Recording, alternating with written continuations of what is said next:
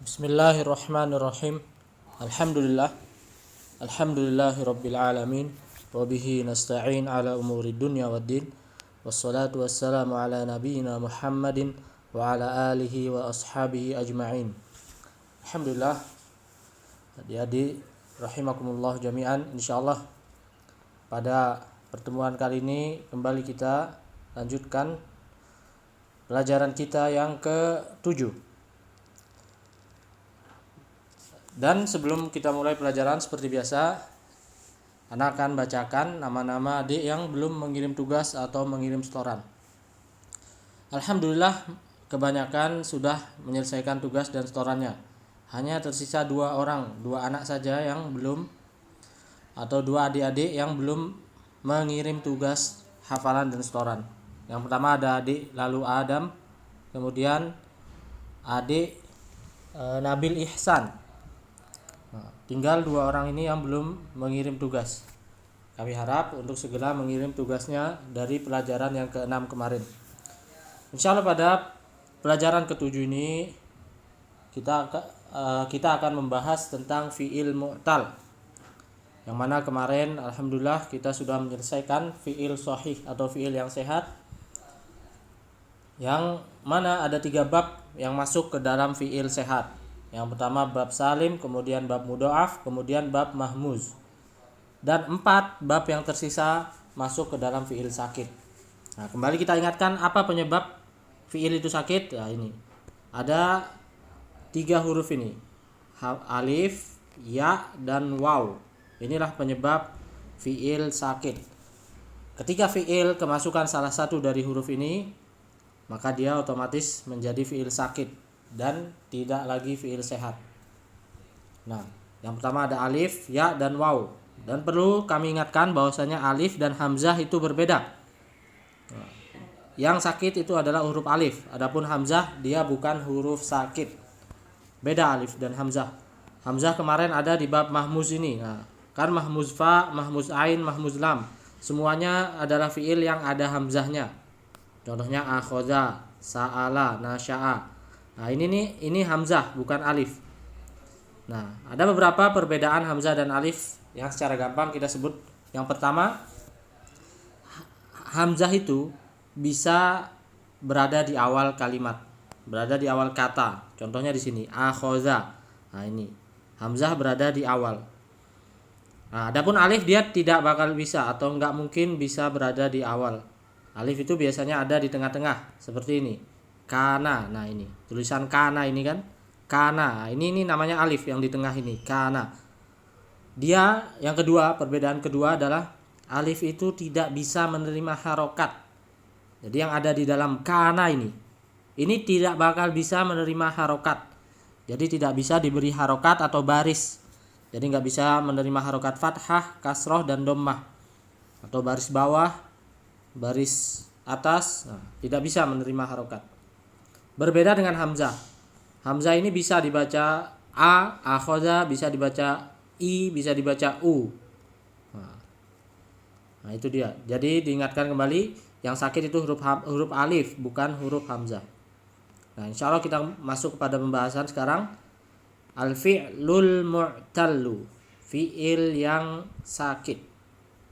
Nah, fi'il yang sakit ini ada 4 bab. Yang pertama misal, kemudian ajwaf, kemudian nakis, kemudian lafif. Insyaallah pertemuan kali ini kita membahas yang misal. Kita masuk al-fi'lul mu'tallu, fi'il yang sakit. Al-qismul awwalu misalu wawin. Ada 2. Yang pertama adalah misalu wawin.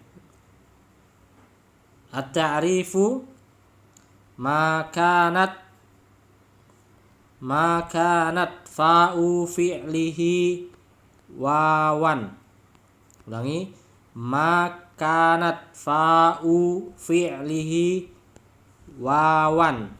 Al-misalu wa'ada. Nah, jadi yang pertama adalah misal waw. Jadi terbagi jadi 2. Ada misal waw yang pertama. Kemudian nanti ada misal ya. Pertama adalah misal waw. At-ta'rif, definisinya. dia adalah fiil yang fa fiilnya adalah huruf waw. Ulangi, dia adalah fiil yang fa fiilnya adalah huruf waw. Contohnya wa'ada, berjanji. Contohnya wa'ada, berjanji. Nah ini.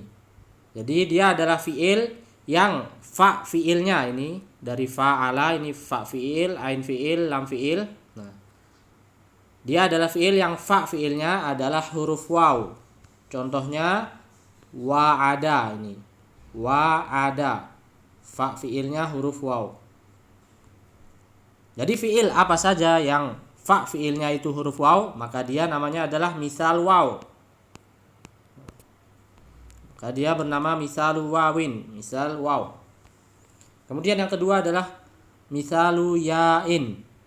Misal ya. Misalu ya'in. At-ta'rifu ma kanat fa'u fi'lihi ya'an.